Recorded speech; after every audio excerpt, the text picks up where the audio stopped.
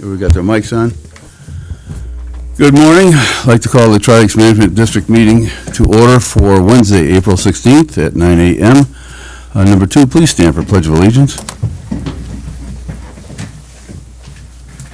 Pledge allegiance to the flag of the United States of America and to the republic for which it stands, one nation, under God, indivisible, with liberty and justice for all. Number 3, roll call, starting from my left. Atkins here. Gabriel here. Hasdell here. Baker. Samuelstead here. Thank you. Number 4, please certify posting of the meeting agenda. Oops, sorry. Okay, the agenda was posted on April 14th, 2:15 at the Daily Tribune, 3:10 at the Town Hall, Nakusa Port Edward State Bank 305, and Quick Trip 314. That's it. Thank you. Number 5, can I get a motion to approve the agenda? I'll make a motion, Atkins. Samuelstead second. Any discussion? Did I miss putting Kevin Benke on here? Our auditor? Yeah. Can I make a motion to add Kevin as number 8? I'll move the others down, please. You need a second, I'll second that motion. I know I had him on my listing to go on here.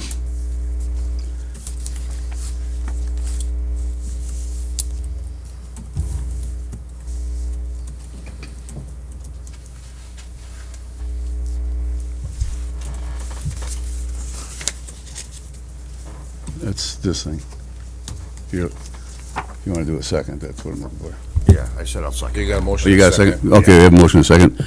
Any further discussion? All those in favor, please signify by saying aye. Aye. Any opposed? Motion's carried. Now I think you have to approve the agenda one. Yeah, okay, let's go back to 5. Can we approve the, get a motion to approve the agenda, modified agenda, please? I'll make a motion to approve the modified agenda. I'll second it. Any discussion? All those in favor, please signify by saying aye. Aye. Any opposed? Motion is carried. Thank you. Number 6, elector citizen comments. Anything turned in? Gina, do we have? Sorry, Okay. excuse me, no. All right, we'll dispense with 6.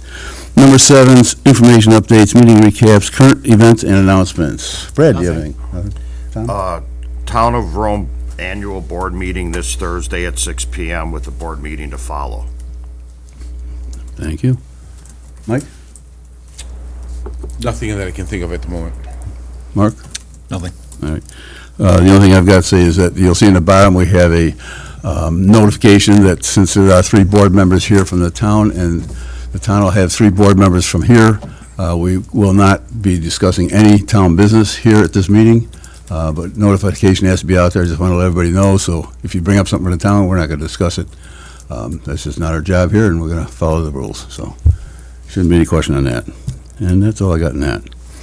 So I would like to go to number 7 and modified and call Kevin Beneke. He's our auditor. He's just got a update.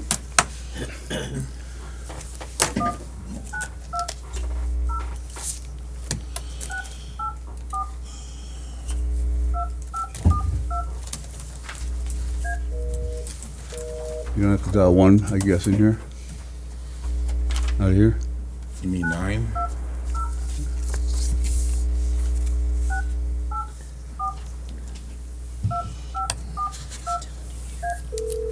Yes, you don't. Go.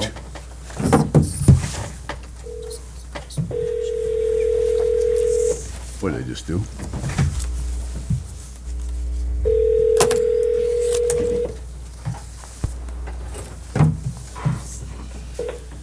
Haagen-Dazs, this is Kevin. Kevin, how you doing? This is Carl from Tri-Lakes. Haagen-Dazs, this is Kevin. Can you hear me now, Kevin? Oh, yes, I can hear you now. All right. You're live. Good morning. Morning. You want to give us your update? Okay. Good morning. My name is Kevin Banke from Haagen-Dazs CPAs. I will present some review of various areas in the financial statement, and please feel free to ask question at any time. Basically, I'm going to be going over what on the top it says Tri-Lakes Management District, and it says board presentation. For the year ended December 31st, 2024, an unmodified audit opinion was issued, and this is the best opinion that can be achieved for an audit. Overall, the district's net assets increased 106,000 to 582,000. This amount includes all the activities of the district. On page 16 of the financial statement is a statement of revenue, expenditures, and changes in fund balances, governmental funds. This statement lists the revenues and expenses of the general fund. General fund balance increased from 31,000 to 182,000, and 12,000 is non-spendable for prepaid expenses, and 140,000 has been committed to future capital outlay, and then the remaining balance is unassigned and may be spent by the board on future general fund expenditures. The unassigned amount represents 1% of the 2024 general fund expenditures. Note 4 on page 21 and 22 of the financial statement shows the detail of capital assets. The year end, the district had a total of $2,719,000 of capital assets, with related accumulated depreciation of $1,213,000, for a net total of $1,506,000. Note 5 on page 22 shows the detail of the long-term obligations. At year end, $1,092,000 was outstanding as general obligation debt, and interest and fiscal charges incurred during the year totaled $44,000, and total debt issuance costs paid for the year aggregated about $30,000. So you paid $30,000 to get your loan. On page 24 is the budget comparison schedule for the general fund. This statement compares original budget, final budget, and actual amounts. The general fund's actual total revenue was less than budgeted by $48,000. This was due mainly to less grants. And then actual total expenditures were more than budgeted expenditures by $1,025,000. And this over expenditure is due mainly to more capital outlay than expected. Overall, actual expenditures were 195% of budgeted expenditures. On page 26 and 27, you can see how the balance sheet and statement of revenue and expenditures and changes in fund balance compared to the prior year. The larger differences were special charges increased $454,000, lake maintenance decreased $47,000, capital outlay increased $1,249,000, and debt service interest increased $30,000. And then that $30,000 was mainly for you getting the loan. And then we noted 4 management advisory comments during the audit. And during the current year, we had 12 auditor entries, and for comparison, last year there were 17 auditor entries. And I would like to thank the board for allowing Hawkins Ash CPAs to provide their auditing services. And does anybody have any questions on any of the reports that we issued to the district? Anybody out there? Questions? Nope. None, no questions there, Kevin. Excellent. All right. Well, that was short, sweet, right? Yeah, it was, yeah. So, All right, you guys have yourself a great day. thanks, you too, Kevin. Thanks, bye. Bye-bye.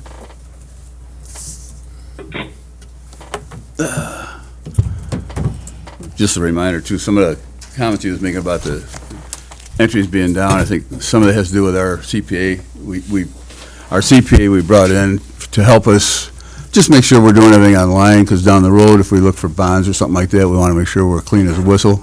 We are already, but she's helped out quite a bit in reorganizing our system. Just a heads up, the system we use in the office is called Sage, and it's not a government type program to record everything. That's Workhorse, which they have here and at the water department. We did check into that, but it was extremely expensive to switch over to Workhorse, so we elected not to. And Nicole spent a little bit of time, not a whole lot, but organizing Sage so it works better for us, and it's pretty close to a government system, so it's working fine for us, right? Right, Regina? Yes. Okay, good. So she's helped us organize This it. is available to anybody that. It will be available, yeah, we'll put it online, yep. Put it on the website today, or latest tomorrow morning. So it's always good to have a good report like that, so, you know, the only one issue he does have every year is that we should have another person in the office to watch what she does, but we're not going to do that.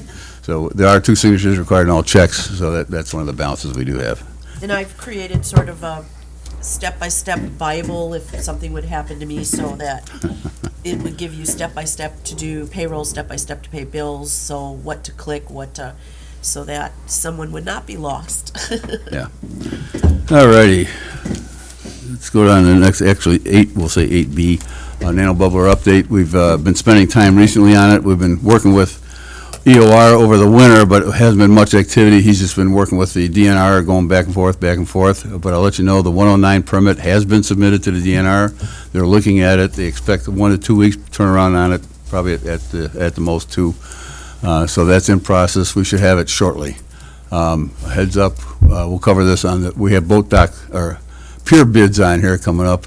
And what we worked out with EOR is that if we put piers in, we don't need chapter 30s, because we're not putting anything on the bottom. So we're gonna look to go that route to save a lot of time, because if you go to the chapter 30, it's a 20-day turnaround between the DNR and us, and I think was it 90 or 120 days?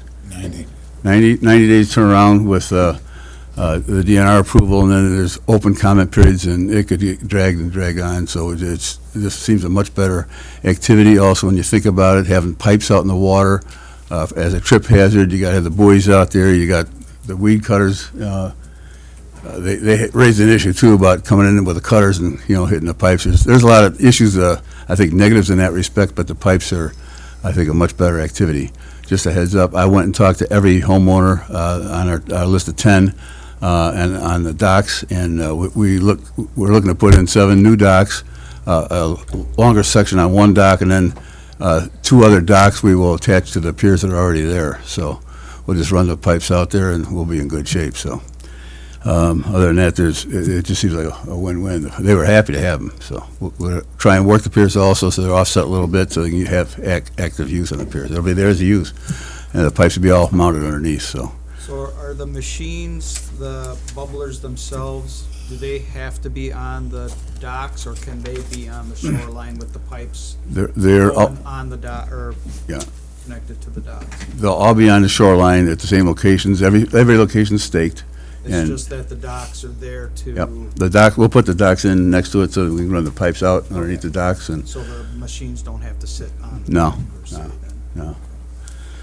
we didn't want the electric, we didn't need anything out there. This way they have use of the docks, and it's pretty simple. One of the things that we'll ask if everything's approved on them is we put tags on there so it's property of Tri-Lakes. Because they will be our property. We're not giving them to anybody, but just they'll have them for use as long as the machine's there. They can Where are we use them gonna for come up- water. Sorry. I'm sorry, Barry. They can use them for, I mean, if they wanna go off their, Yep. that dock to fish off of and Yep. that kind of Oh, stuff, yeah. just as long as no damage occurs to Yeah. the piping that's. Yeah, it'll be all underneath, so, yeah. At one point, in the past, we talked about coming up with a plaque recognizing, like, Visit Rome for their donations to this Oh, yeah. project. On the container, we looking to do a plaque for Visit Rome, the bank, for the loan. Okay. So, yeah, we should do something to recognize those folks, because they've been very helpful. I think I mentioned it before, but we've already received the $25,000 from Visit Rome, and it's been applied to the principal on the loan. The other thing is, when we purchased the container, we did take out some of the money from the bank. We did not draw any funds out for the 10 units that we received. That was about $290,000.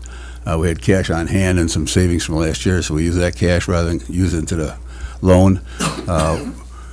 We do have a discussion coming up again on 10 more units. We'll explain that, but same day, we'll discuss how we're what funds we'll use for that. So if we don't have to use any loan money, it makes sense to curtail the lending and keep the interest rate down. So it looks like our payment for this year will be $149,000. Next year, we're scheduled to be $135,000, and I think that'll go down quite a bit because we haven't drawn the money, and the $25,000 going against the principal should help. So what else? What else we got for updates?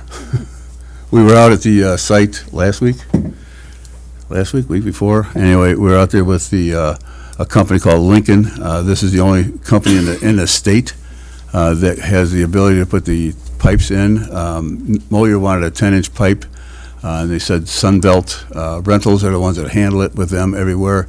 Apparently, it's everywhere except Wisconsin. There's 4 or 5 Sunbelt facilities in Wisconsin. None of them deal with this pipe anymore.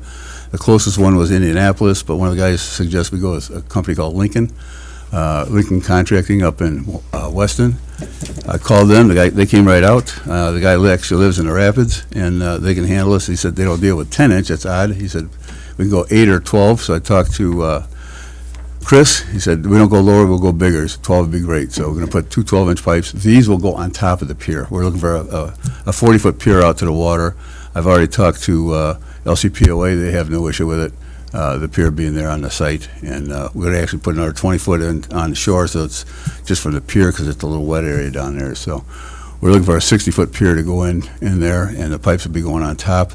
Lincoln will handle all that. These have to be welded a certain way. So we've also talked to the electricians. I put bids out. I actually put 3 out there, 3 companies. I heard back, got a bid from Econ. The other 2 I never heard back from. I sent another message out. I told him to respond by yesterday, nothing. One of them I even know the guy, Dave Moser. He did my house. I sent him a text message. He still didn't respond. With that, though, week and a half ago, I put out 2 more bids down. Another one down in Adams, and another one I found in Rapids, and they didn't respond either. I did get one the other night, but it was a little too late for any bids. So anyway, we have to go. I did talk to the attorney, make sure we're clear on that. So we have to go with. We will go with Econ, and from there on the piers also, just on the front side, we did put bids out to Rome. What's he? Rome Depot. I keep forgetting that. That's Josh, and then Alex at Knee Deep, and then MSC with Dustin. And we have bids back from the 2 of them. Dustin was supposed to meet with me last week. He never contacted. He was busy. So, but we got the 2 bids, and we'll look at those. What else? So we are set to ready to go. I did all the paperwork for the Adams County. I got that in day before yesterday. Yesterday I finished up with. I had to get contracts with Lincoln. So I did send that in yesterday and get that all cleaned up. So we're good to go from our end. I believe Econ's looking to put the electric post in and electric hookup on the 28th. Is that what? Have you talked to Greg on that? He was going to get. He was talking about next week. Yeah. Okay. Yeah, he's ready to go on that. He's got all the parts. Adams looks like they'll have no problem getting this thing up and running. We're looking for a start date of May 19th. So we'd like to get the big unit going on the 19th, and then also at least 3 of the small units going. So those, we're pretty much ready to go on those, except the containers. We're still waiting. I thought we'd have them this week, but as soon as we get the notification from the guys, we do have the 3 bids out there. They're going to bring them over. We'll call a special meeting and take a look at them and make a choice on those. So we're rolling. It's going to happen. So On the 19th, we're probably going to have a public event out at the containers. yeah, When we flip the switch and turn them on. Yep. Everybody will be invited. yeah. We're going to test them before, of course, just to be on the safe side. So I actually told I told Adams County we need electric hookup by the 15th, just to be on the safe side. So Are you going to invite the media for that? you bet. Yep. Perfect. Yeah. I got a question though. The 40-foot of pier, is that 40 foot out into Yeah. the lake? Yeah. Is there room Plenty. for, okay. Yeah, for what happens- access for like kayakers and stuff Oh, that want to easily. go up into Yeah, the, we're on the corner there, so it goes out a little bit towards the beach club opposite the boat launch. okay. So it's not really cutting off anything in there. It's only like, 2, when you think 40 foot, it sounds like a lot, Yeah, I'm but just 2 boat lengths. envisioning that 40 foot out there, just, I mean, it, because it's not really wide at the inlet. At the inlet, it's not, but it does go out towards the bay, so, yeah. Okay. So. So Cutter can even get up in there Yep. and do their work too. Great. Yep. And again, the ones on the piers we're looking at in the bays, I did go visit every site, talk to every homeowner, some I had to do by phone. But most of them went out there, we looked at it and make sure everything would work. But there's one question, though, we'll work on one of them. But most of them, yeah, it just seems like an easy one. There's one he's got a 20-foot pier, and we'll probably have to add on 10 foot to get the depth we need. So other than that, it'll go right underneath this pier. We had our Lake Sherwood meeting last Saturday, and had somebody come up and ask, gave me his address and everything, which I was gonna pass on to. He said if there's anybody that backs out, or he says, Sure? put his name on the list as well, so there's a lot of support for these things going in. Yeah. I haven't heard anybody backing out yet, so. Anything else? Any questions on any of that? Yeah, Bob. How many piers are you buying for the Looking at 7. 7? Yeah. Be our property, and there's an expense involved there, of course, but we're also saving the expense of building something, that's a sledge or something. Jay had a strange idea of some sort, putting tubes in there with concrete and, whatever. This will save us that aggravation, also save us this Chapter 30 permits. So the time factor is a huge thing, so. Did the board address the possibility of wheels on any of these piers? Yeah, we're looking at wheels, especially on the 40-footer. That one will have wheels on it, probably. I see that Josh questioned the length of the 40-foot pier. Yeah, Rigidity and depth. Yeah, you were there when they were measuring it, and, Chris is out there, and he went out at 40, and we think, actually, I don't think it was even 40, I think it was like 35 or 35 foot. It dropped off to 6 foot. John from Moliere sent some additional paperwork to Mike and I, and it said something about an 8-foot depth, indicating something about 8-foot depth of water. And while Chris was there, he kind of verified 6 foot was sufficient. 6.5, I think he was at. Yeah, he said 6 foot is sufficient, but I think he got 6.5. It was a kind of a rough measurement, but yeah. So And the piers that Mike and I looked at, we found one that might interfere on Apache with an existing pier. Geis or Gutowski? Access to the existing pier would go back toward where our pier is indicated to be on the Geis property, right? Geis were using their pier. They have a blue pier there, Yes. and what we'll do is to shoot the pipes out, go down along the shoreline, over and then under. I think this was This is Gutowski with the blue pier. Yeah. And the other one was the Broadsword. Yeah, Court. broadsword, yeah. And that one, the neighbor's pier, it's a very narrow bay. Yep. And the neighbor's pier would come straight out, and our pier would come perpendicular to it, and create kind of like a quartering of the end of the bay there. And it might be in our best interest and Harvester's best interest to move to the other side of the property.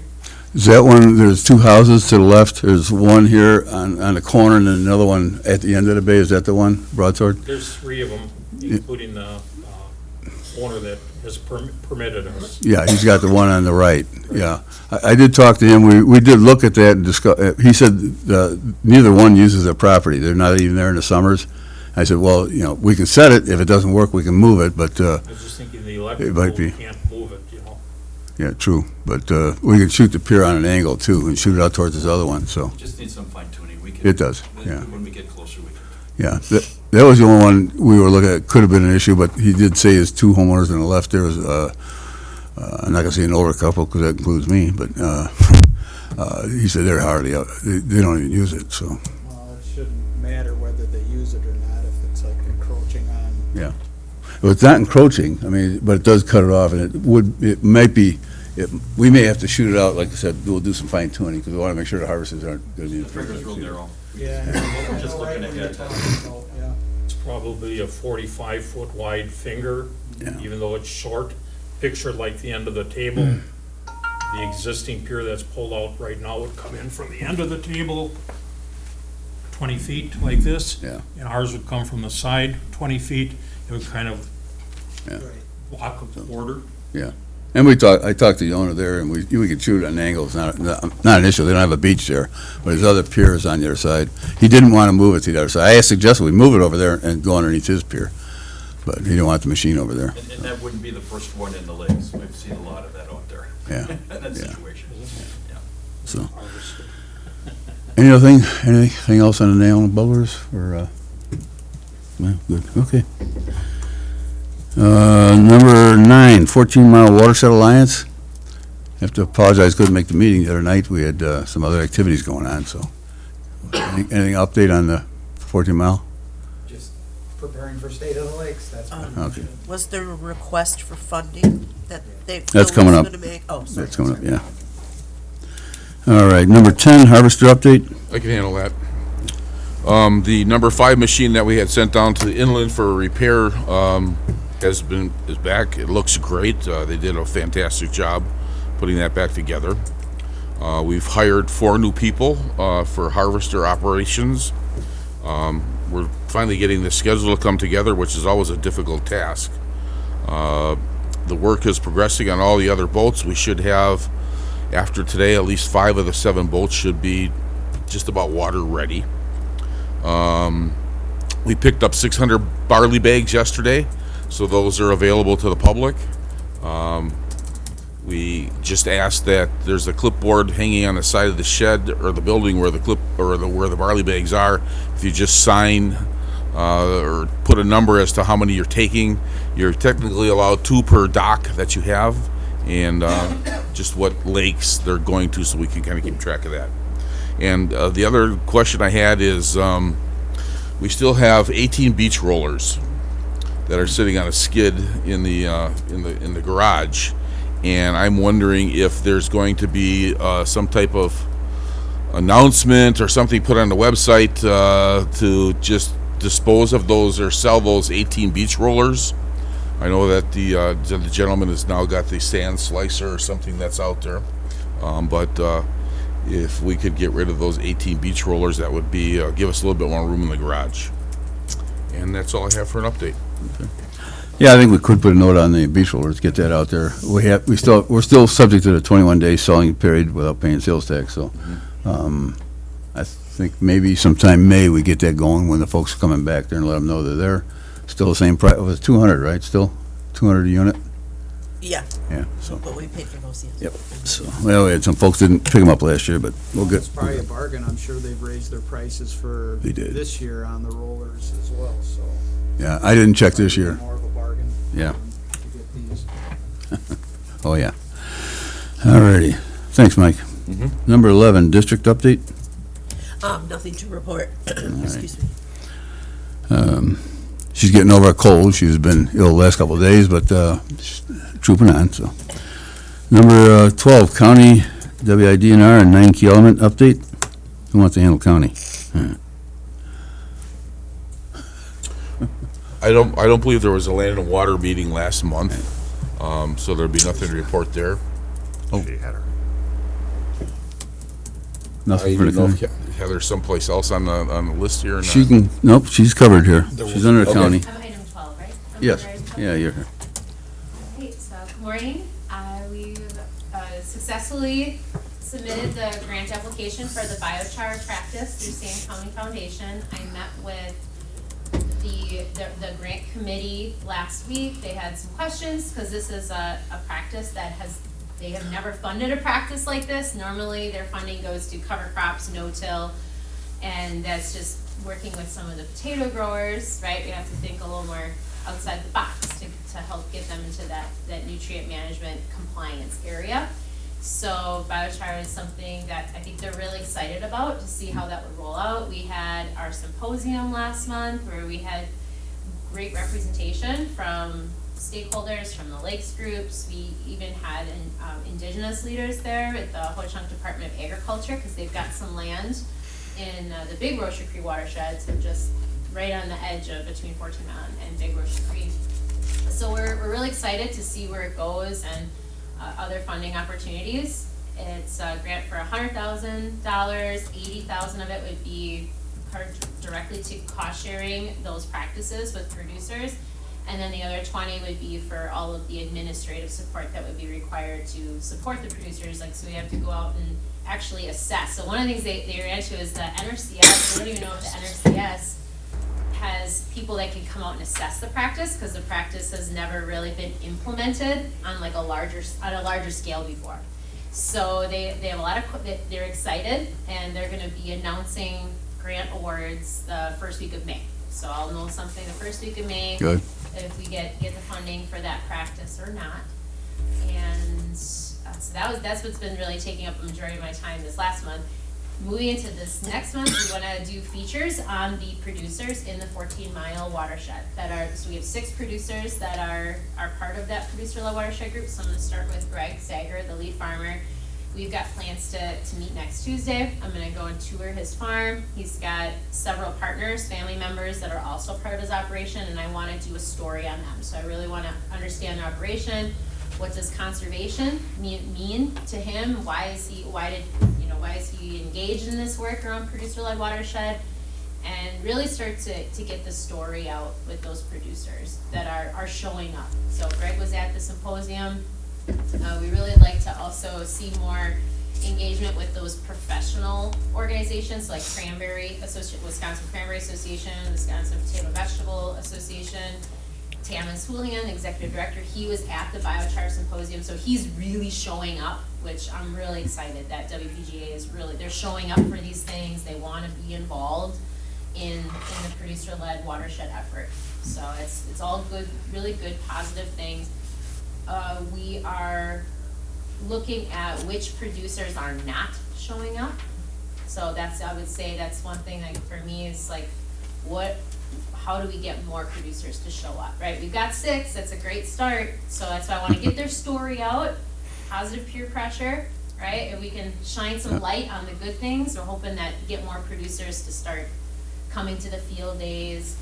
Greg has talked about putting in a denitrifying bioreactor. So we're gonna have Provost come out. So he's just gotta get his partner. That's why I wanna meet with them in person next week so that I can sit down and talk with all of them and plan a field day. So that's the goal, is this year is that Greg will get something worked into his system to put in that practice and we can get a field day. Good, so I gotta just work with his planting schedule and what that looks like. So good stuff. Yep, sounds like it. Anybody else got questions? Heather, when you say that you're going to put a story together, is this going to be like a video story?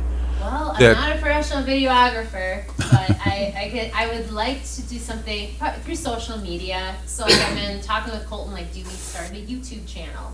You know, do we have like a YouTube channel and do like a podcast, like interviews, right? Do we do it? So I don't know if people are going to interact with if I just do a write-up and post it.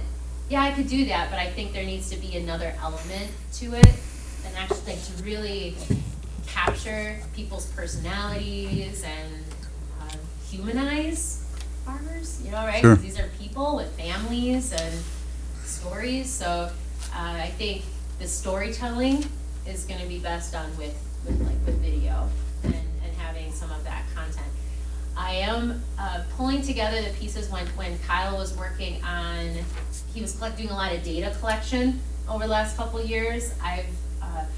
This is just my own personal professional training, so I'm exploring geospatial analyses. So actually I've been working with Stevens Point and looking at ArcGIS and how can we put together a really great story map. I know, Scott, you were at the one they did the story map on the Yellow River, the hydrological restoration story map that Nacito Wildlife Refuge, Fish and Wildlife, they partnered with all kinds of organizations to restore the Yellow River, and they did this beautiful story map around like before, after, like over many years.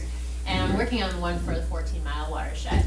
And so my geospatial skills are in their infancy stages to do that, but as I'm finding like all these little things that Kyle had collected, it's like, how can we bring this data to life and really tell the story for 14-mile? And so that's why I'd like to have the farmer, the producer stories. We've got this data, the geospatial story of 14-mile, what's going on, and then setting some intentions moving forward. So like what could this watershed look like 5 years, 10 years, 20 years from now?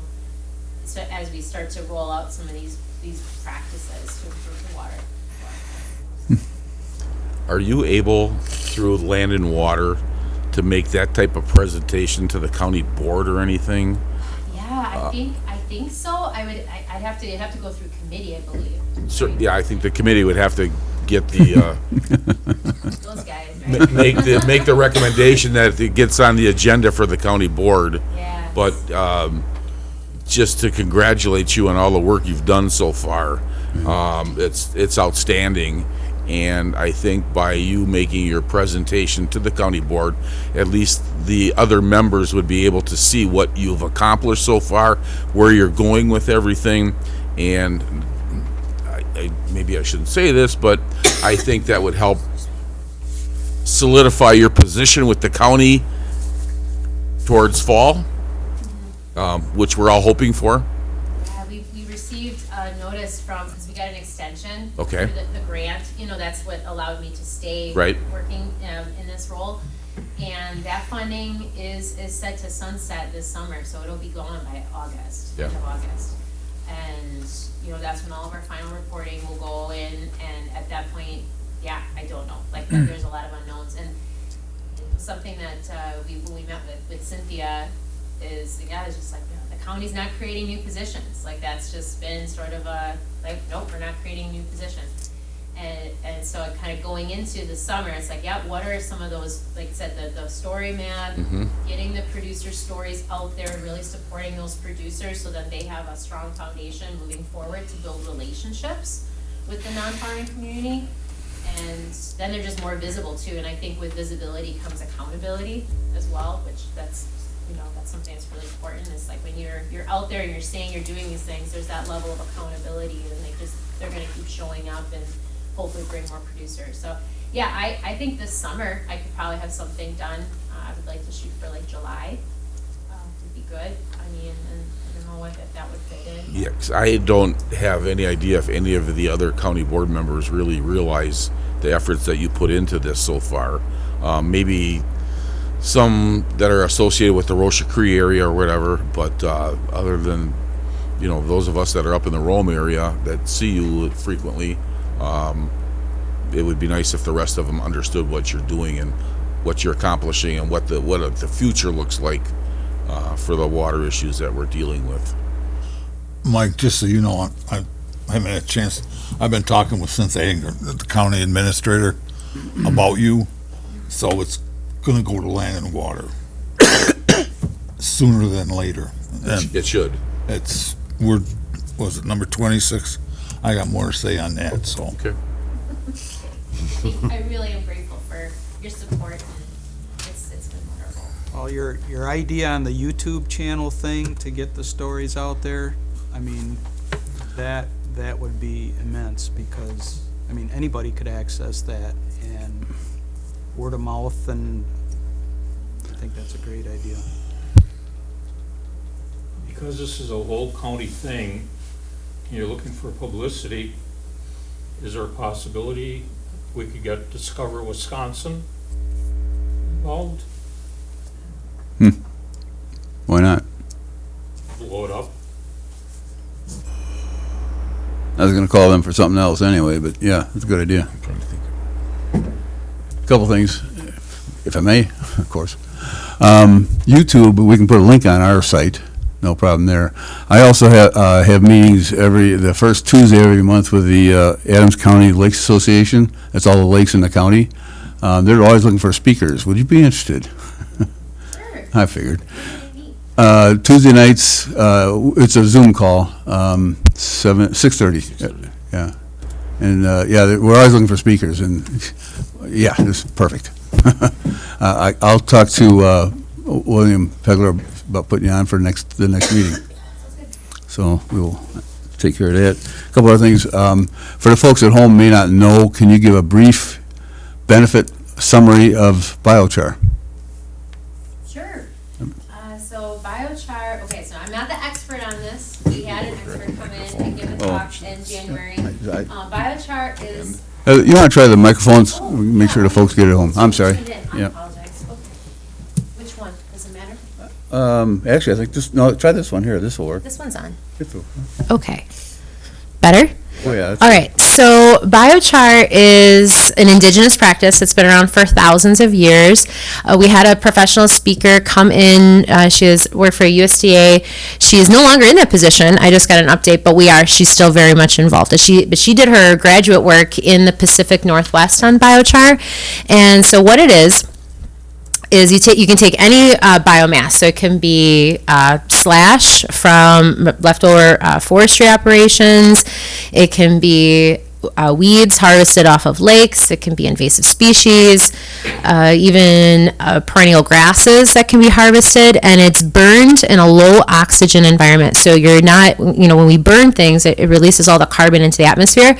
This act of like sequestering the carbon, so you burn it into a charcoal. So that's what you're doing. You're converting organic matter into a charcoal-like substance that will and it is how she explains it's kind of magical in its properties, and it prevents nutrient loss. So like when you have excessive amounts of nitrate, so it's the excessive amounts of nitrate that we're seeing, that the toxic algal blooms, we've got PFAS, we've got neonics, we've got all these really bad things that are circling through the water table.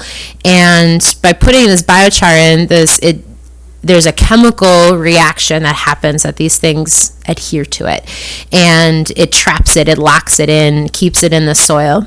And it's something that people in the big corporate world has been exploring carbon trading, and there's a lot more going on in the Pacific Northwest. It really hasn't been adopted on a scalable level here in the Midwest. So we're kind of looking at this really this very ancient, say, technology, right? So it's a practice that indigenous communities have implemented in the Amazon River Basin. And I was just in a talk from an archaeologist who was talking about indigenous communities here in Wisconsin, and they have found evidence of the use of biochar. I think it was on the Menominee Reservation in the 1500s. So it has been implemented in our state by indigenous communities, and it's really remarkable. It's incredible, and I think that it's something that it can be implemented into any farming system.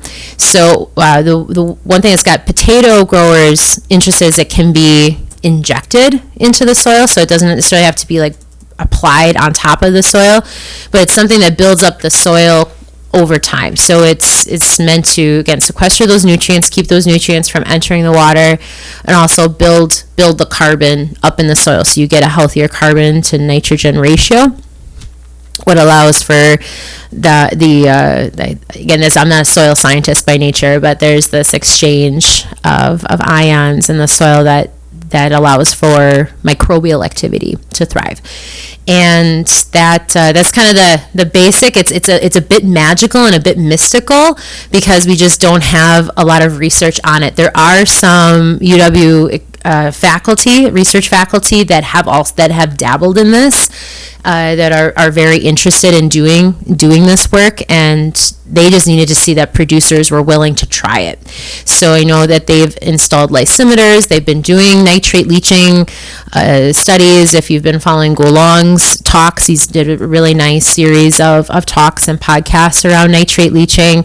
So he came to our symposium, he's interested, been talking with Kevin Masarek. These are names that we've been hearing a lot of their incredible work they're doing here in Central Sands. Jed Calhoun and his the Rural Partnerships Institute project.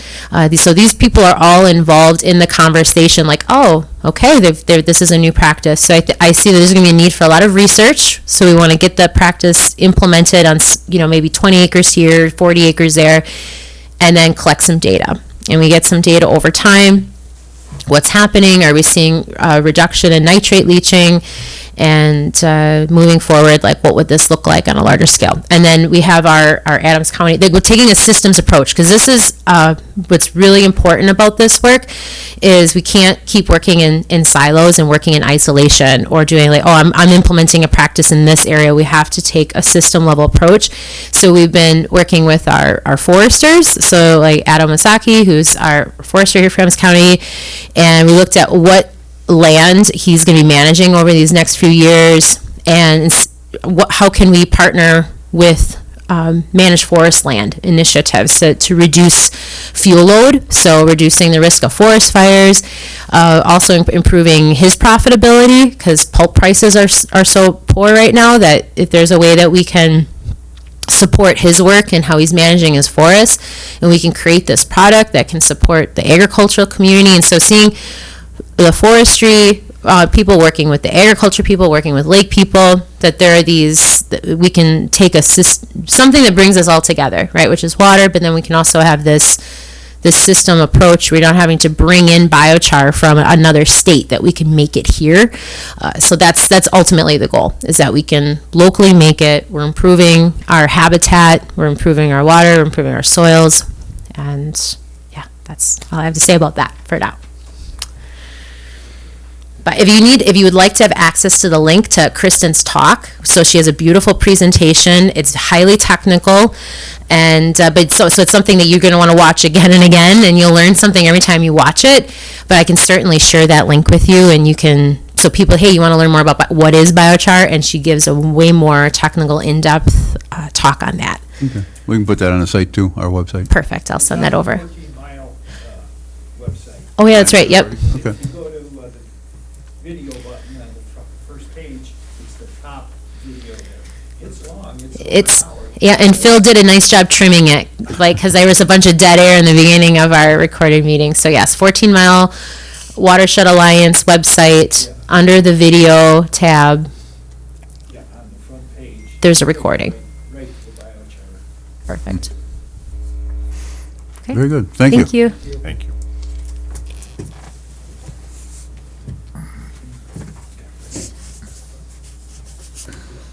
Town update? Do we have anything on town?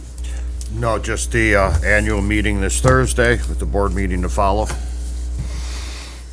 Okay, number 14, discussion on wake boats. Where do you want to start?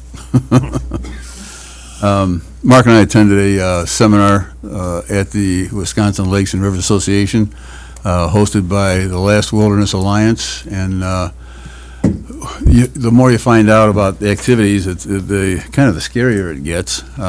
Just a heads up, there's a new boat coming out by Mastercraft. It's a 25-foot, I forgot the horsepower, I think it was 500 horsepower. Costs about $535,000. It puts out a 4.5-foot wake. Can you imagine?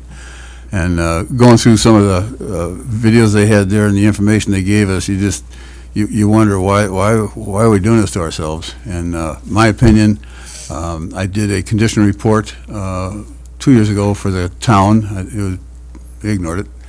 I also did a suggestion of an ordinance, and going through further research on what we've been learning about, I had come up with an ordinance where you basically have a little circle by each of the dam that would qualify less than 500 foot, or more than 500 foot from shore and more than 20 foot deep. But now you're looking at some of these boats are going down to 30 foot deep. Some of the recommendations out there are 700 foot from shore, which seems a little excessive, but the Last Wilderness Alliance, dealing with these people, they're nonprofit, they're up in Presque Isle. They already helped pass 39 ordinances in the state. None of them have been challenged. There was one lawsuit against Wapaka, but it was for a open meetings request, which they lost. They have 20 ordinances in effect, also based on Crystal Lakes ordinance in Wapaka. And they're working, he said they're working on 5 more at the time right now. So we wanted to get an open discussion on this because it's concerning. We've had a lot of issues with wake boats concerning, we don't have exact data, but shore erosion, the scouring the bottom. When you start looking at some of the videos out there, you see the scouring, what it does. It just strips the bottom of the lake down to nothing, and it's kind of scary. So, Mark, you want to add anything on that? Talking with the main presenter, his first name is Jeff, I can't say his last name. I'm at a loss. Yeah, he's offered, the Last Wilderness Alliance has offered free of charge to come down and help us with an ordinance and enacting a wake ordinance. They'll provide an informational meeting. We'll probably have to do, I'm going to recommend doing another survey. Our survey that we have right now is 2 years old, and if we're going to go forward, I'd like to see a current survey on what the town residents wants. I called Jeff last week, and sometime in the beginning of May, I'm gonna go up to meet him in Minocqua Boulder Junction, or Minocqua Woodruff area. They'll sit down. What I wanna do is come up with a plan and a schedule what we'd like to do. I'll bring it back to the board. Okay, let's make sure, differentiate between town and Tri-Lakes. Yeah. So- And there's also a recommendation that Tri-Lakes, at some point, makes a recommendation to the town on issuing a wakeboat ordinance. It should come from the Tri-Lakes, is what they'd like to see it instead of the town pushing it. And they do have a website, we'll get that out there, do some research on it. What was the other lake association? There's another one out there that works with Last Wilderness. They have a video on there, I'm on it. Last year I did talk about wake boats and what we've done for the condition reports. Also mentioned that we had some personal damage, property damage, different things, what has happened. They'll also work with us on the condition report and fine tune it, so going forward with that. And again, it's just, I think it's an activity we just have to look at. We're not looking to ban wake boats, we're not at all, but we're looking to ban the activity. The manipulation of the wake boat, I came up with 5 items that I felt were extremely damaging to everything. One was personal damage, hurting people. My wife got a fractured leg from that about 5 years ago. We have damage to property. Dan Goldman submitted a picture of his pontoon boat where a wave came over his bow and put a dent in the pontoon. And other folks have had trouble with their docks when they're trying to dock their boat. A wake comes in and it just disrupts everything. And then we also have the shoreline erosion. We have the scouring on the bottom, and then the 5th one was invasive species. I mean, they cannot empty their tanks out. Some of these, I forgot the 6,000 gallons or 6,000 pounds or whatever, something, vast amounts of water bringing in from lake to lake, and could be no guarantees. So it's just, it's a concerning issue and problem, and with the issue of the boats coming up, and there's so many new reports out there coming out that's just doesn't help their items. I mean, they're good for certain lakes. You can take them out and compete well. You know, they might have some depth issues, but our lakes just can't handle them. And again, once they're out there, what else can anybody do? You got to get off. Canoeists can't go out there. Kayakers, I mean, fish. I mean, it's just an activity that just doesn't seem to work with our water. So I'm opening up to folks here. Questions and thoughts, and go ahead. I got a question, and this was probably before my time on board, and it kind of jogged my thinking on this when you were talking about the distances and the circles. You know. Can y'all hear, Brad? You need to put your microphone closer. I remember a time when there used to be by the dam on Sherwood, and I'm assuming maybe by the dams on Camelot, but there used to be the no wake buoys that went in front of there. Why did that stop? That's the county. The county? I think the county is the one that put the buoys in place. It wasn't done by the town of Rome at all. Town of Rome, the only buoys they put out are the ones by the islands and Sherwood, and then the buoys by the entrance to the channel, both in Upper and Lower Camelot. Okay. The rest, I think, are all county. I think they put those out there for obviously dam protection reasons. Well, dam protection and safety reasons, keeping people, you know, bigger boats away from the dam area. And I've seen, you know, when I'm checking the dams too, at times, how close some of these boats, you know, are getting in, just, you know, not just wake boats, but I'm talking like skiers or even the jet skis, you know, getting close to which to me is a big safety hazard as well, besides the huge wake that's going over the Morning Glory too and sending surges down the spillway. I was just, when you said that about the, you know, the areas closest, you know, to the dams and stuff, I was just wondering why those buoys were taken out. So maybe that's something that, I think it's important that we have something like that around the dams. Maybe we can readdress that at some point. I don't know, just throwing that out there. Mike, does that county, they still put out those buoys, don't they? No, Not by- the only buoys that I think they put out are the ones by the swim area on the county park on Arrowhead. You know why they stopped putting them I out? do not know why they stopped. You know, I wonder if it had something to do with the ski club using the area there for their practice. I know that, yeah, that there could I be, don't know. but I know the ski club, when they ski, they put all the buoys in by the beach. Yeah. So that they have a landing area or whatever that, when they're done, but the other dam buoys, I do not know. Comments, thoughts from folks? Mark? We were just recalling that years back, there used to be buoys by the public beach on Lower Camelot, and they are no longer Yeah, Yeah. right. placed or used. That would have been, I don't know, LCPOA or police on that one. It's a county park. It's a. Oh, the county park on yeah. Lower? It is a county Oh, that park, one? At Boat Okay. Launch. Yeah, that'd be the county again. So it may be related. Who do we talk to on that? I got it. Hmm? I'll talk to You them. got it? Okay. Any other thoughts on that? So, does the board want to do a recommendation? We can, no, we can't do a recommendation here, I guess. We have to, Let me I just come, want to get let me come information. back with the Follow up information with the from, county. on the buoys, yeah, but let me come back, from that meeting with, Last Wilderness. All right. Number 15, approved minutes from Wednesday, March 19th, 2025. Do we?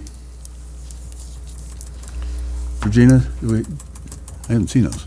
Yep, I sent them out You yesterday did? afternoon, Yeah. sorry. Okay, I'm sorry, I didn't catch I'll that. make a motion to approve. I'll second that. Any discussion? All those in favor, please signify by saying aye. Aye. Any opposed? Motion carried. Number 16, approve vouchers and financials. I'll make a motion to approve them, as presented today. I'll second it. Any discussion? All those in favor, please signify by saying aye. Aye. Any opposed? Motion carried. Discussing possible action on dam monitoring. We were looking at working with Alex to revise his contract, but we haven't gotten to that yet. We're waiting for data to come back to see the issue he's got with previous payments. So I did look at I looked at it from the financial point of view with our numbers, and there was variations over the years. So there might be some numbers in there, we just don't know where the money went. So, I mean, it's not like it went somewhere, but if it went to his salary or somebody else's, so we're still looking up time cards, so. We need to redo that contract. We do, yeah, so we'll come back with that one. Discussion of possible action, discussing voting on workers' payroll. I did a quick search on that, and adding those guys, the numbers is not an issue. We usually have very conservative on all of our budgets on payrolls, and this would not add much to it. It's just 1 or 2 percentage points. I have numbers if you're interested in Is that what you- numbers at all. I looked them all up, and I didn't see an issue. I just Certain put people- it forward there, so. Yeah, I have like 6 people that I would recommend get a bump in their salary based on their longevity, use as trainers on the harvesting machines, and the 6 persons, the total number of hours they worked last year was about 2,000 hours between the 6 of them. And based on those number of hours and what I would recommend for a pay increase, comes out to about $3,800.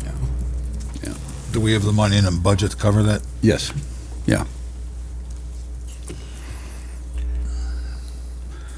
I'll make a motion to increase the workers' payroll as presented at the last meeting, because that's when we were presented it, right? Yes. I'll second it. Any discussion? All those in favor, please signify by saying aye. Aye. All those opposed? Motion carried, and, yep, notice Brad abstained. Number 19, discussing possible action, review bids for Neo container covers. We don't have the covers here yet. They are working on them. We thought we'd have one, but they're not quite ready. Again, we'll call a special meeting once we have them ready to go, because we will be needing them shortly. Number 21, discussion of possible action, sell the plastic sheds. Did I miss one? Yeah. Number 20, I'm sorry. 10 units. Number 20, discussion and possible action, 10-unit delivery, additional storage container, and possible extension of current container. We had this on the last meeting, we voted not to take them. However, in the meantime, talking to Chris, there's already been a 10% increase in the cost, and by next year, when we do order them again, it'll be probably another 10%. So I thought, oh boy, we better rethink this one, because the 10 are available for us, the other 10 are gone. But we do have room, we don't need to get another container, they'll fit in the one, because by the time we get them, some of those will be out of there anyway. So just, thought we'd bring it back up to see if you guys want to do it and save a substantial amount of money. Talking with Carl about this. We've already paid for half of them, by the way. 10% increase, substantial amount of money. The units that are already built out in California from our original bid with Moliere, I think it makes financial sense for us to buy the 10 units that are out in California right now before we see a 10 or 20% increase in cost. Hopefully by the end of the summer, we'll have approval from the DNR to start putting the other units in the other 2 lakes. We're So hopeful on that, but, These 10 be with the 10% increase, No. or no? So No. this is at the price that this we is what we, agreed yes. on? Then I think that's a no-brainer. Yeah, that's what I thought, Carl, that we bring it to the board. I Yeah. thought it made sense. Any other thoughts? Anybody else? Do you know how soon you'd have to take them? Probably within the next month, I'm guessing, so. They'll fit in there. But we got space in the back there, so I'll put them in my garage if I have to. Well, they're all crated, so Yeah. water shouldn't hurt them anyway. And I don't know, I think we might be able to stack those, Mike. We probably could, because I think Mike came in yesterday and moved all the nano bubbler materials into the storage container to get it out of the garage areas for our workspace. And thank you for Mike. But yeah, if the monitoring buoys are out of there, They should be which they coming should, I believe, I I think he's coming next week to take those, by the way. I think then probably you'll have enough space. Might be this week Without even. renting another container. Regarding container, I think we're gonna have to extend the Yeah, for lease sure. on, Yeah. If I have approval from the board to do that, I'll get a hold of Storcar and make the arrangements to extend it. I'll make a motion to take delivery of the other 10 nano bubbler units at current pricing, and also to extend the storage container rental with Storcon until we no longer need it. I'll second that. Any further discussion? All those in favor, please signify by saying aye. Aye. Any opposed? Motion carried. Okay, now on to discussion of possible action, sell the plastic sheds. Again, these were purchased with the thought of the containers fitting inside, but once we got to look at the container, figured there's no way they would work. Their size was off and the sides had to be accessible, so they're gonna go. Any thoughts on that? What do you wanna sell them for? Yeah, I think possibly there's 2 employees that currently work at Tri Lakes that would be interested in purchasing them, if depending on what price you set for those. Is there any use for them at Tri Lakes to put in, I know they're not steel, and, I mean, if somebody wanted to get into them, I'm sure they could get into them, but you can lock them. Put in, items that really aren't affected by, weather or temperature. I mean, I'm just thinking that's too little additional storage. They're not that big a storage. No, I know unit. they're not that big, Right. but, maybe hoses or things like that, that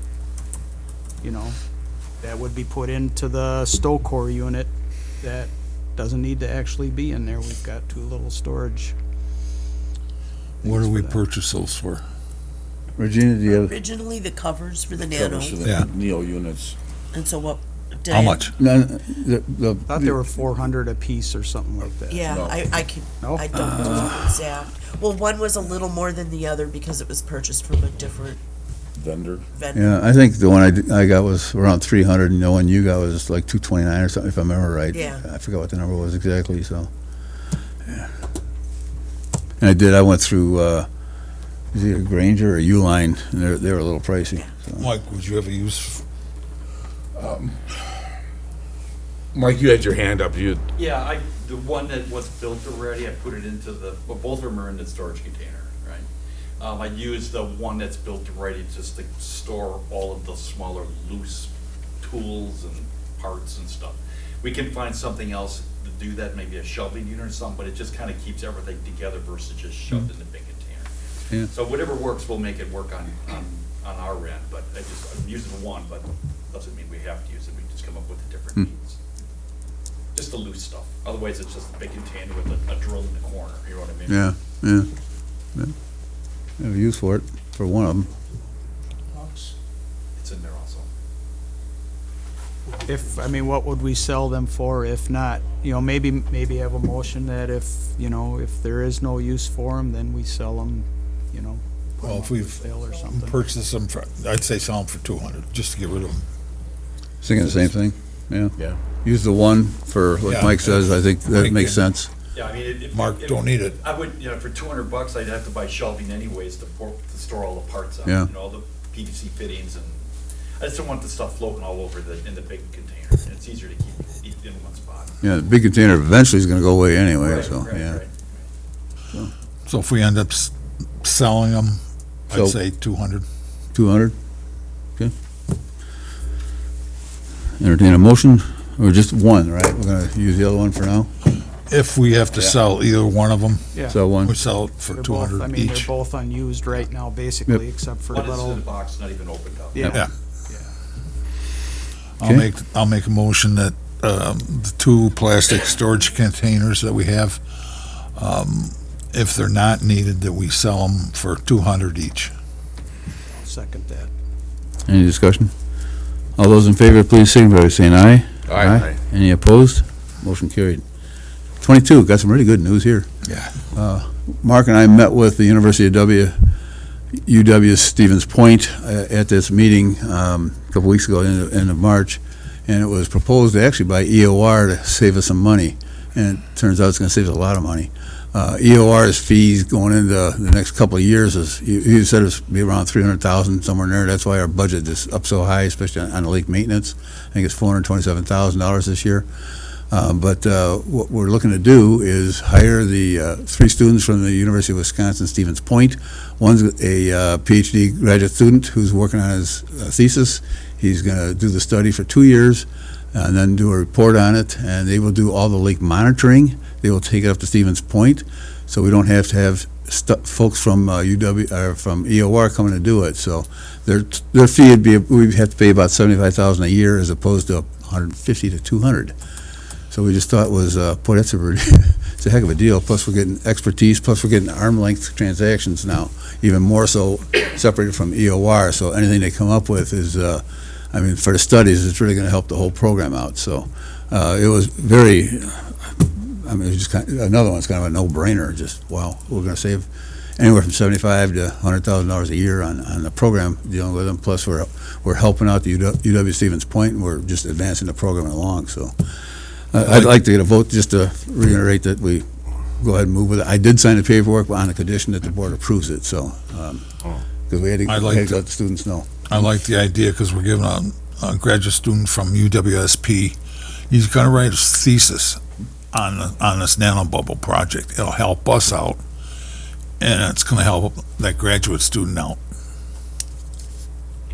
Yeah. Just as a matter of record, the UWSP can do the same testing that EOR can do? No, Almost all of it. Yeah.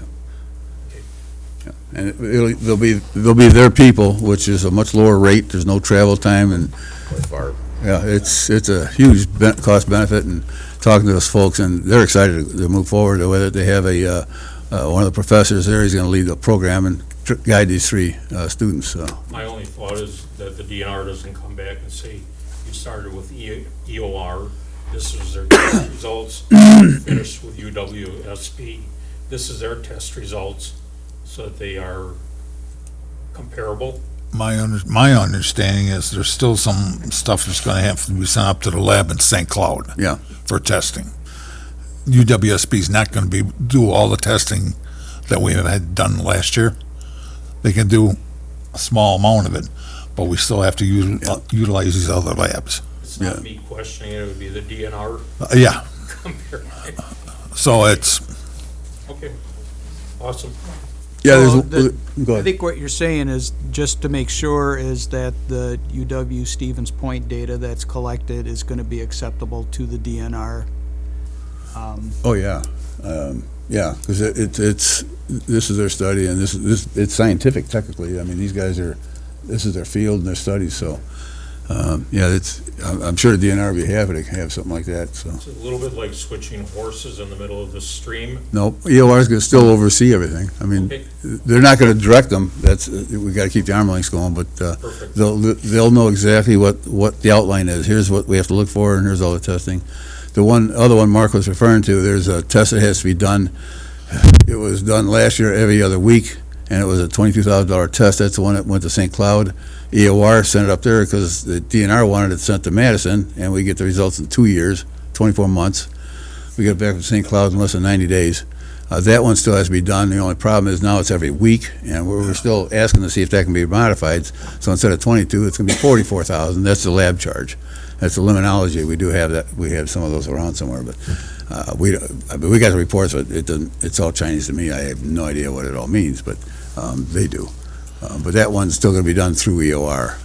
But most of all the other big monitoring that was labor intensive is going to be handled by the students. Somehow our whole big plan and program is being capped by the DNR, with their permitting. Well, we're almost. As long as we have legitimate testing. Yeah. Program, it should be. Actually, wasn't the DNR involved with this, with UW Stevens Point? They were behind the whole program too, I believe. I don't think we talked about that. We didn't, I think they did. But That I don't remember. I think the professor said something about in discussion with the DNR, so I don't know. let's double check on that, but yeah. I'll make a motion for Tri-Lakes Board to encourage UWSP to monitor, study, and allow PhD candidates to study the nanobubble technology for thesis. I'll second that. Any further discussion? All those in favor, please signify by saying aye. Aye. Any opposed? Motion carried. We already did that in the nanobubbles. I got ahead of myself, right?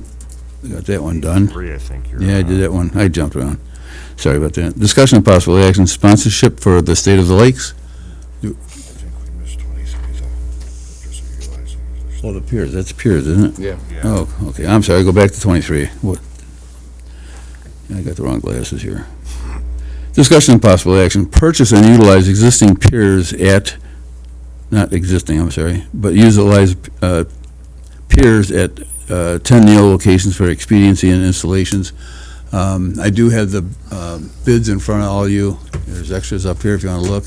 I did it as two separate contracts, or two separate bids, one for a 40-foot pier at the nanobubble site, the big one, the container, and that one will hold as I mentioned before, the two 10-inch or 12-inch pipes going out there.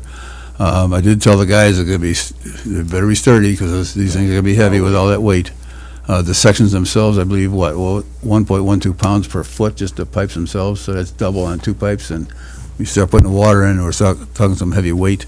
We're looking for wheels on those, and it will take some kind of crane, not a crane, but some kind of track vehicle or something like that to pull those in, that one in the winter, so. Yeah, maybe a dozer or something, yeah, but anyway, we do have the bids on those. We got bids from Doctor, right? And Service and Knee Deep. and Knee Deep, so if you want to look at those are the two 40 footers. They have, let's see,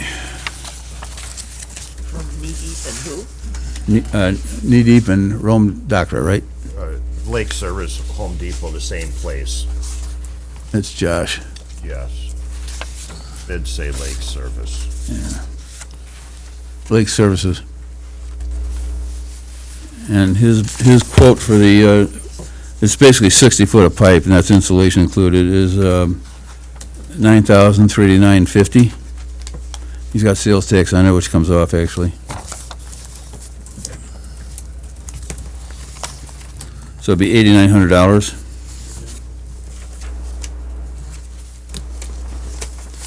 And we got a couple different bids from Alex. On Alex's bid, it only looks like he's looking at only 28 feet of dock. I have 4 foot by 16 and 4 foot by 12. Is that the There's three short one? units. Am I looking at the right one? That's one of them, yeah. We've got a couple bids in there. But both of his bids only, again, are 28 feet. He's got 4 times, he's got 3 sections of 16-footers. I'm missing that one somewhere. He's got the quantities. Oh, I see, okay, It's on the second bid. Yeah. gotcha. So he's at 9,300. And he's at 9,300. He doesn't have sales tax on there. And he's at 8,495. Is that the 2-foot one? You got me lost. It's, Josh had mentioned something about additional bracing on his pier. he was wondering if that would be necessary, so, Make it as strong as you can. oh, yeah, yeah.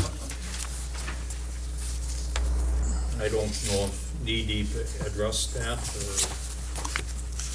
or racing kit available from, You know what, he's got, 3-wheel kits, pairs, so they're both talking 6 wheels.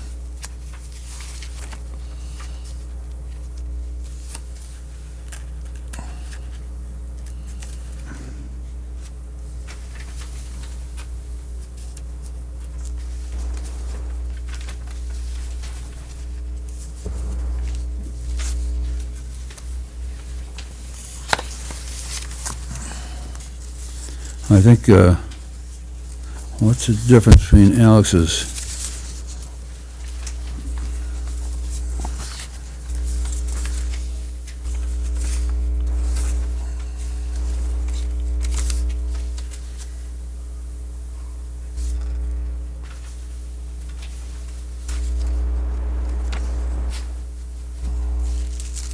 I see they're different type of framing. The last one's a flow quick attach roll-in dock. I don't think we're worried about quick attach. The whole thing's gonna be, once it's completed, it's gonna roll in and out as it is.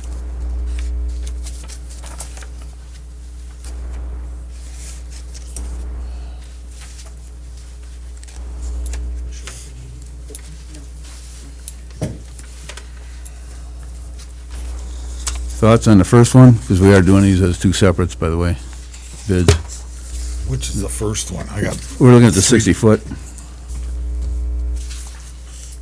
Right now, Alex, he's at 84.95, and Josh is at 89.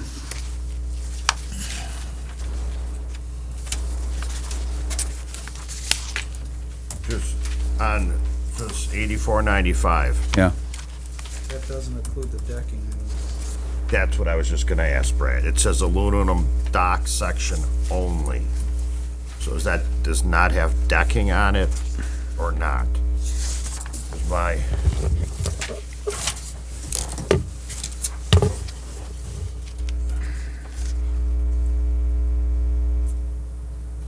because on the next page, when we go to 93, he has aluminum decking. I just don't see the,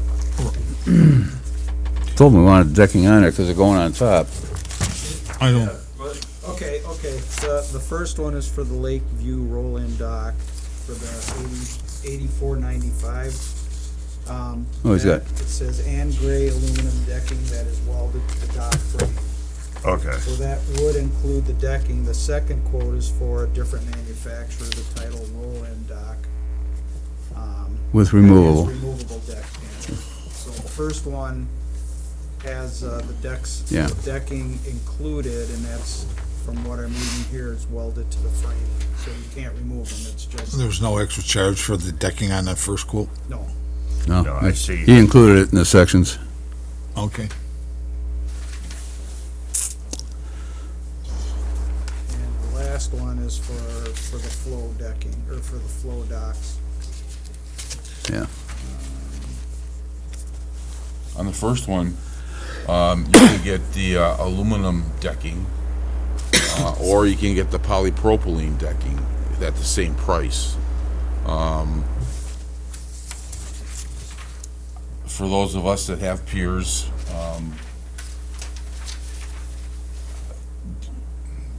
is the polypropylene decking less slippery maybe than the aluminum decking might be in the case of rain or whatever?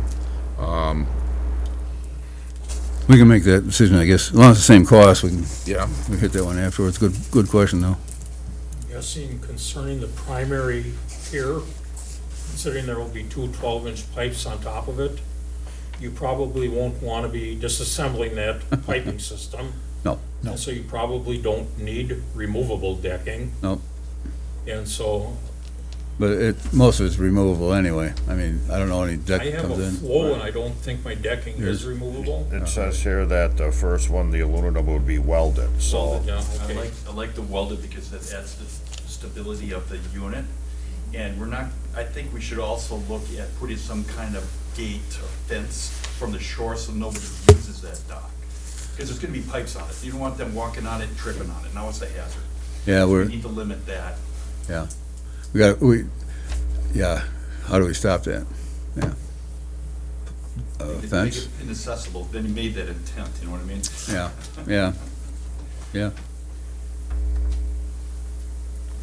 It That'd be looks up to like us. your numbers are comparable I'm sorry? from lake services to Deep. Yeah. You're looking at just a couple dollars difference. $505 between the two, so. And like Mike had said, the welded decking, the flow is a very rigid dock. I don't know what the load of the pipe is. Nobody loads a dock like that.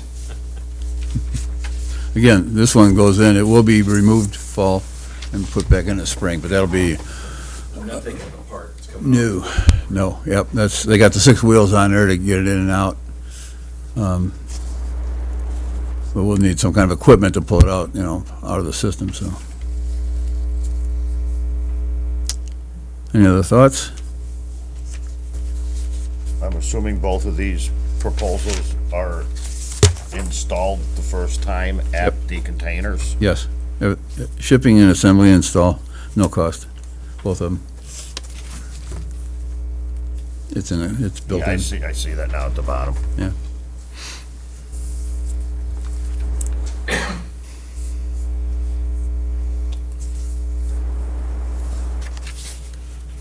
Any thoughts on this? Decisions?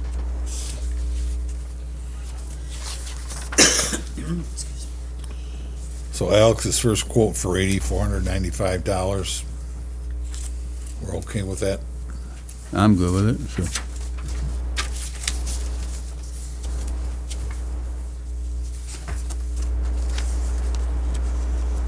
I wouldn't mind going.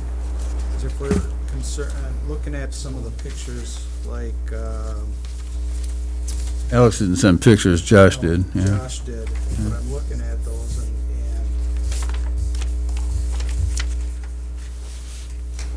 that one. Are you done with these? Right. Second picture here, you can see where the dock sections are just bolted. I know that you've got the framing underneath, the decking.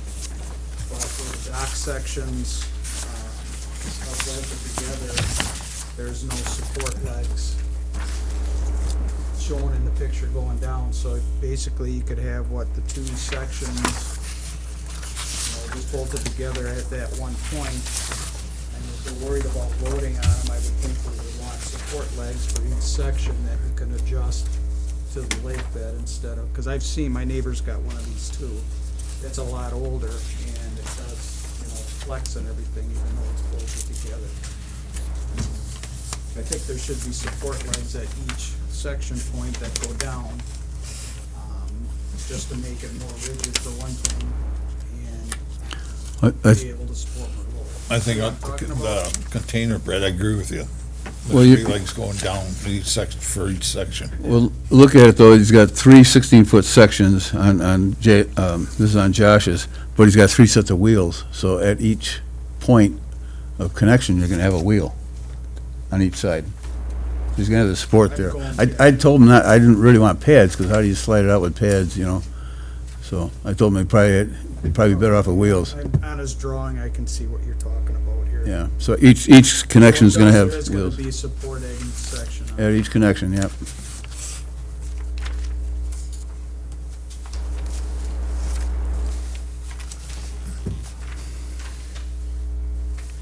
I guess the numbers I'm seeing is knee deep is at 93.96 and Lake Services is 93.89, so you're $10 difference. Well, Where'd you see your knee deep? we got 3 of them from Knee deep. Knee Deep, and his best one is 84.95. I must have grabbed them all. It was the first quote. It was his first quote. Is that prior to wheels? No, that's with the wheels. Yeah, 6 wheels. And that's the one with the aluminum decking that's welded Yeah, in place. yeah. Is- Welded. So it's rigid, yeah.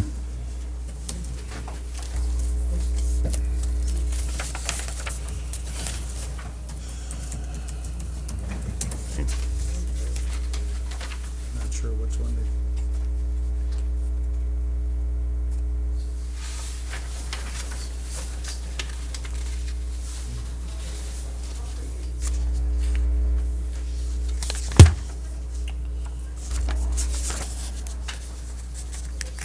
Is it possible to make a motion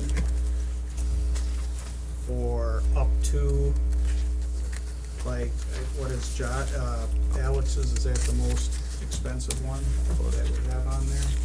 Are you looking at the last I'm page looking then? at all of them together here. Make a motion to Not exceed not 9,500. exceed what the top bid is, and then evaluate when we actually go out and look at all these on site, and then just say, okay, I think this one will suit us best.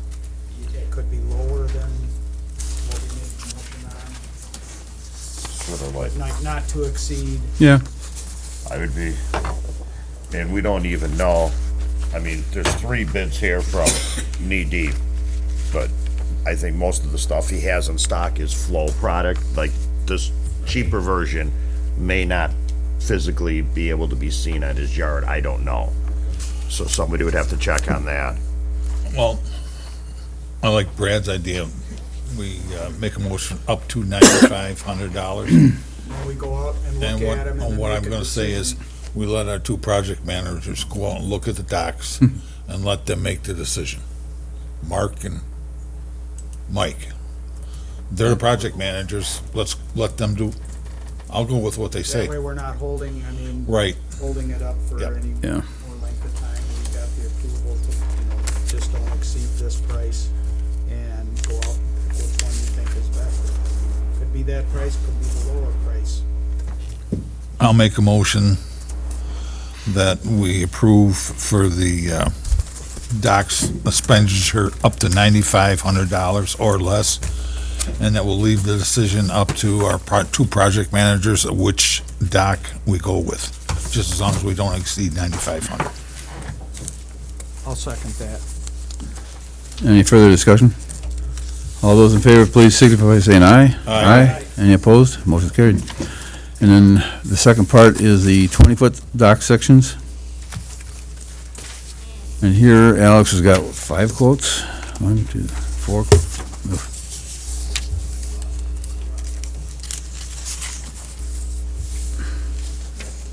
Do the same thing on that one as well. I agree. We'll look at them and go from there. We're putting a lot of trust in 2 people. Yeah. I'd like to have you guys, whoever wants to come on along with us. You 2 do it.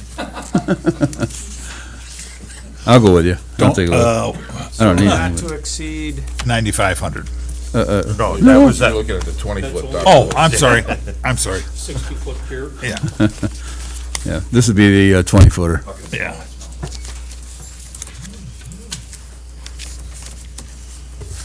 So, got quite a few more to look at on this one. I didn't tell him to put So I think wheels on Josh's this. is, Be nice to keep it consistent, brand. And probably the same company. There was only one that they wanted us to extend their existing pier, which might be a possible matching. We'll just do that one outside as a separate one, so we won't need a bid on that. Just, we might have to go somebody else to get a 10-foot section that'll match his pier, so. Non-issue, I'm sorry? a non-issue. Yeah. So for all the 20-foot piers, you're looking at what, about 30, I see, I think, 3,300? Home Depot, I'm looking at this right, theirs was what, 33.23? Yeah. 3150, I guess we don't pay taxes. Yeah. Josh has tax on his. Yeah, 3150, 31.50, and I think that was high one. the high one. Yep. So, Well, if I'm looking at it right, this isn't Alex's 2584? Yep. so 31.50, say, don't exceed, what, 3,200? But just the 2584 is shrinking the dock down to 2 foot wide too, just keep that one in mind. 2 foot, Yeah, pass. so that's the 2584. I see. Yeah, we can't do that. In his cover letter, he said that, Yeah. that's the only company that they can custom make. And if you look at the cost difference between, let's say that's 26, I mean, Yeah. it doesn't pay, so I think we totally get rid of the 2 foot wide Yes. completely. So that shoots out to 2584. It looks like the max amount is 3150 then, if I'm looking at these right. Yes. Yep. So, All of the 4-foot by 20-foot long ones are non-wheeled, they're all on pads. Right. Most of them will stay in place. A few of them we will have to pull out, but we can do that with the lifts. Stay in place in the winter, you mean? Some will, yeah. A lot of those docks, I was talking to the folks there, they don't pull them out. But some of the bays where they're kind of open to the lake, yeah, they'll have to be pulled. I would almost, I would just, my recommendation even, because I've seen the ice leak damage even back into the, if it doesn't freeze, that's one thing, but if it does freeze at all, then we're gonna wanna have those pulled out. We can make that as we go. I mean, mine have been in the channel for years now, and folks across, Mark and Mary Ann, they've had theirs in there for 20-something years, and you've had yours in too. We don't have much movement in the channel. Right, It's you not don't like have the that. ice movement there. It breaks up, and it really doesn't do much. On the open ones, oh, yeah.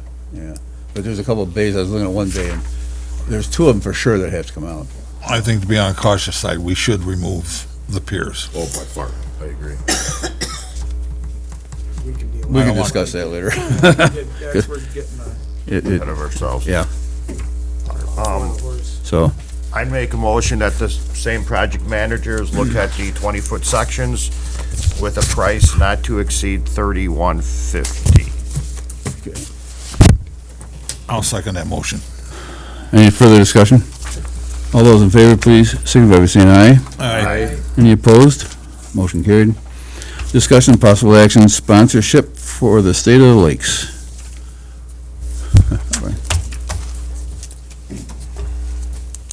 We're just looking for our annual ask of sponsorship from Tri-Lakes to support the State of the Lakes of not to exceed $750 for things like food, beverages, promotional costs, and we would submit actual receipts for the cost. It's always been underneath that. That's just been our max amount that we've asked. And so if you discuss that, we'd appreciate it. Thanks.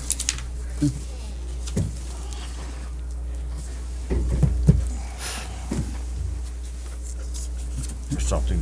Anybody want to discuss it, or motion, or what do you want to do? I'll make a motion to support the State of our Lakes for the tune of $750. I'll second that. Any further discussion? Just a quick question on bookkeeping side. In the past, there was an issue. We preferred to pay for the food directly, or is that an issue? But we need copies of the Yeah, receipts at the least. we just need a copy of the receipt, right? By statute, we cannot give away money. Away, so. Yeah, You'll yeah. get some. I think it's important. Yeah, oh, yeah. Okay, all those in favor, please signify by saying aye. Aye. Any opposed? Motion carried. Discussion and possible action, approval of electrical contract for the nanobubble container and NEO units for Project Clean. I did put bids out. Again, still didn't receive anything from anybody except for Econ, and their bid was $11,000. That was actually a little, but the whole installation cost is going to be substantially less than what Chris had us budget for across the board, but it was $11,000. That'll be setting up the meter box. He'll be dealing with Adams County, getting that set up, and then also hooking up the board with the power coming in, so. I believe we've done our due diligence in going out for bids on this, and I'll make a motion to approve Econ for the electrical. I'll second that. Any further discussion? I did contact our lawyer to make sure we're clean and clear, and we are, so we have that as well, so. All right, all those, any other discussion? You have to address the small neo bubblers for Econ or not? You approved 11 for the nano bubbler, right? Yeah. That's the problem for Econ, to put the 10 in and the 2 containers. Or is that just For the the big large one? unit. The way I understood it from Carl. was This is just the big one at unit. this point, yeah, we have to come back with the other ones, because he's got to go look at the other sites. That's right. I thought we were going to try to get, We're going to try and get 3 in, because he already has 2 sites he did last year, and then he's got another one, Greg Kinzer, he's going to be putting in a whole new panel in early May, so. by the next meeting. We'll have it all. Probably come Yeah. up. Yeah, well, I figure we'll add it on to the meeting when we have when the machines come in, the containers, we'll just throw it in there, so. But, I'm sorry? The special need for the coverage. Yeah, yeah, and actually, he's the only one bidding, so we don't have any other bids. I'll wait and see if I get more, but everybody's busy, I guess. I only thought it was the authorized expenses for the additional small units. Yeah, yeah, We'll address that in next. yeah, that's the next Meeting. one. Again, being the only contractor to bid, yeah, but we will come up with that, so. What was the price that they gave you? 11,000, oh, that's a different one. I forgot to bring the paperwork Yeah. there. It was a little over 11,000. Okay, I'll make a motion then to accept Econ as the electrical contractor for the installation of the electrical system to the nano bubbler containers with a price not to exceed, let's say, $12,000. Yeah, and I did have under Neil, but we'll just stick with the container, so. I'll second that motion. That's All where I was bringing it. All those in favor, please signify by saying aye. Aye. Any opposed? Motion carried. Discussion and possible action, financial support for Adams County for employment of PF, Heather, PF, what's the PF? That was me, I don't know. Typo. Anyway. We, in the past, we supported the 9-key element plan with a 25% versus 75% for the DNR for the 3 years. It does expire this year. And my opinion, we need Heather to keep going on this project to help upstream. I mean, a lot of that is not necessarily our responsibility, but is part of our project as Tri-Lakes. We have authorization to spend funds within the Lake District and anything that affects the lake. So any watershed items coming in, we do have the ability to fund portions of that. I know a friend of mine is a treasurer down in Lauderdale Lakes, and it's amazing what they've done over the last 20 years on funding things. Actually, I think I mentioned before, they bought a golf course because it was going to affect their lakes, and it's now profitable, but they still own it. So there's a lot of latitude we have with the DNR as far as what we can do. They've also bought buffer zones upstream. They've done all sorts of work like that up there. So, I mean, it's a financial support that I think we need to, in my opinion, we need to keep moving upstream to help keep contaminants from coming in as best we can. So This I is think not- Heather's the one to do it. This is not going to be an easy project. I've Go been ahead, talk- yeah. I've been talking with Cynthia Hager down at the county administrator. The county is not adding any new positions. I talked with Cynthia last night after our meeting, and she's got an idea how to fund Heather's position. It's going to include a lot of different entities, trying to get these entities to cover the cost of Heather's salary. She's gonna be pulling these other groups together in the near future, because the counties, I understand, starts budget work pretty quick. In June.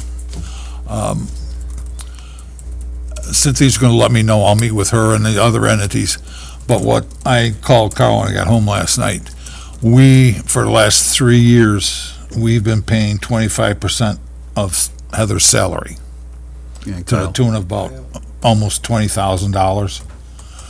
And I want, 25, 25%, Right, yeah. it comes out to about $20,000 a year. Can I offer, as part of this discussion with these other entities, that we might be willing to pay up to 25% or $20,000 towards Heather's salary? Thoughts? Reduce the cost to the county. What Cynthia's trying to do, get the cost of the county down Right. to a manageable one. I think, I don't know, at the county board, after my first 2 meetings, I think we'll make it through with this, approving this position. I'm totally in favor of Heather. In the 6 or 8 months that she's been here, we've gotten a heck of a lot of more information out of her than her predecessor. And talking with 14 Mile, Heather's showing up there. I've talked briefly with Phil and with Dave. I think we'll have the support of 14 Mile with us too. I look at a short-term cost and a long-term benefit. Yeah. That's my opinion. And Heather, I gotta say, Heather's passionate about this. Scott? Yeah, Mark, I'd just say, we don't wanna share her with anybody. Scott, I totally agree. That's why I We approved. need to figure out a way. She needs to be focused on Adams County. She needs to be focused on this 9-kilometer plan. And I understand where the exec might be coming from, but there's been promises made and promises broken, and we don't need to share her. She needs to be doing what she's doing. You're right, she's passionate, she's the right person, she's an Adams County resident, she's an educator background. This person needs to be focused on what she's doing right now. And Cynthia- we do not need to share her, because we got a slice of this county and that county involved with this. That's why I went, Scott, to Cynthia. I don't want to share her. Okay, thank you, sir. I'm greedy. And But, well, I think Cynthia's in the same mindset. It's just a matter of getting it through the county board. Understood. the other counties that you're referring to, like Wood, Portage, and those, I mean, well, technically, the watershed does flow into us, and we do have authority to spend funds up there as needed, so. I mean, I understand what you're saying, though, not doing work specifically for them. Yes, I agree with that. Right, if they wanna chip in, as long as she's focused on the 9-kilometer plan Yeah. and this watershed, I'm Yep. good with it. I don't want to disagree with Scott, but I'm stingy. I want Heather in Adams County, period. I want to talk with Heather after this meeting. I want to talk with you. I think we're on the same page, so. Is it for 3 you years or making- 1 year? 3 years was before. What? And that's a yearly 20,000 a year. Yeah, it'd be a full-time position as a Motion accountant. specified. If anybody's got any other thoughts on how to work through this, send them in, please. Is that important? Well, I'm sorry, go ahead, Mark. From what we've seen with past experience and results, she appears to be the right person in the right place. Yep. I was gonna say, depending on what the county would possibly offer or counter offer as far as the salary amount or whatever, would we be able to increase our donation or our financial support to match then what might be missing from the county's offer? Mike, would you be willing, when Or are we? Cynthia pulls these other entities together, let's see what these other entities will cough up towards her salary and Right, go and for then there. we'd make up the difference if at all possible. I'll come back to the board with what, That works for me. but I can offer up $20,000. I would say, we can't really make a motion, we're putting a cap on the amount, right? I would say that he could pursue talks, and you See what we're looking at, Yep. and then bring it back to us. Bring it back, yes. Well, we could say the board is behind the whole project with at least the 25% at this point. Okay. I mean, that's, and but we don't know what the dollar amount is. No. but You Right. want to do the 20,000 or Historical fund. Well, let's just say at least at this point? at least 25%. Mike, would you? I would agree to that.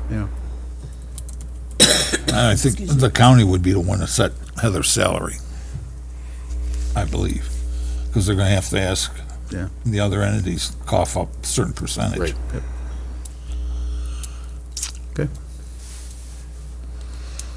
So you're still looking for our official. A motion, yep. I'll make a motion that Tri-Lakes Board picks up at least 25% of Heather's salary for the future. Is it 1 year, 3 years? We don't know which. For full-time employment with the county. For her time with employment with the county. I'll second that. Any further discussion? Can you modify that so as it applies to our watershed? As it applies to our watershed. One second. 14-mile watershed, very good. 14-mile watershed. Okay, modified, who did second? I'll second that. Okay. Any further discussion? All those in favor, please signify by saying aye. Aye. Any opposed?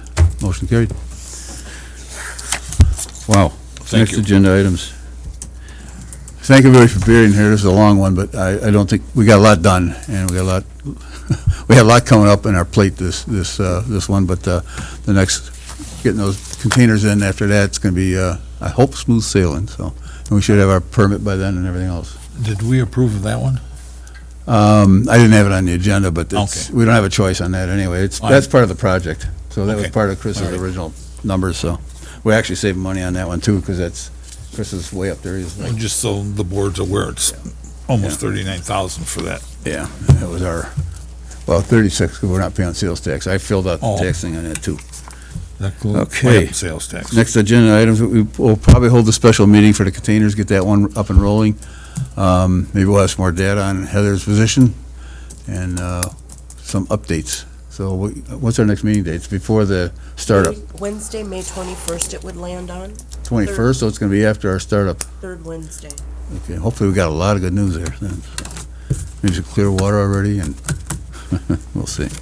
All right. You got the time? Everybody good on the time? Get a motion for adjournment? Motion to adjourn. Second. All in favor, please signify by saying aye. Aye. Any opposed? Motion carried. Oh, my God. Is that a record? Thanks, everybody. That was, had a lot. I think so too. Once. Did you first? If Were you Heather first? can make a Motion? presentation, Who made the motion? I think I made the motion, and Brad seconded it. I don't know a lot, I don't know that a lot of. If anybody people here's the know agreement anything with, about if you want to read through it. plan. Stevens Point. No, I I believe that. That's a hell of a Maybe program. like, Yeah. Yeah, my daughter, I believe that's the right, I mean, if they can do a thesis on it, and they're already going for their doctorate, Yeah. I mean, what a nice I don't project for know them who too. else might have part of And Ocean they're Creek. gonna have professors reread it. Yeah, what's his name? She would know. They specialize in nature out there. They Yeah. have a big program. The DNR should totally take their recommendations. Yeah, they will. Yeah, here's our annual cost, 72 versus 150, 200. I don't know. Give them a nice project to